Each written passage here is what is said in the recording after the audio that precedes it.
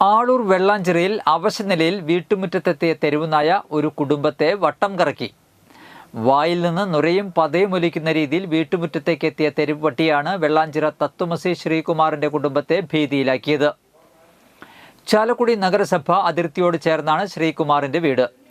ബുധനാഴ്ച രാവിലെ 8:30യോടെയാണ് വീട്ടുമുറ്റത്ത് പാർക്ക് ചെയ്തിരുന്ന കാറിനിടയിൽ നായയെ കണ്ടത്. നായയ്ക്ക് പേ ബാധിച്ച ലക്ഷണങ്ങളോടെ കണ്ടതിനാൽ വീട്ടുകാർ ഭയചകിതരായി.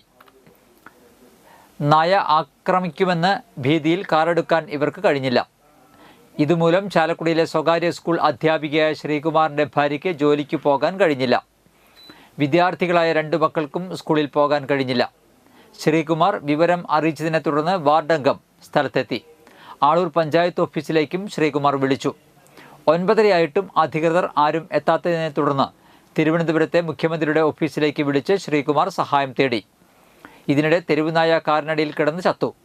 ഒടുവിൽ ഉച്ചയ്ക്ക് 1:30യോടെ പഞ്ചായത്ത് അധികൃതർ എത്തി ചത്ത നായയെ വിജന സ്ഥലത്ത് കൊണ്ടുപോയി കുഴിച്ചുമൂടി. ഈ പട്ടിയുടെ നായയുടെ വായിൽ നിന്നും ഈ നുരയും പത ഇങ്ങനെ അങ്ങോട്ട് ലിറ്റർ കണക്കിനാണ് അവിടെ ഒളിച്ചു വന്നേക്കുന്നത്. അവിടെയൊക്കെ തന്നെ ആ മെറ്റലിൻ്റെ ഇടയ്ക്ക് കൂടി കിടക്കുകയാണ്.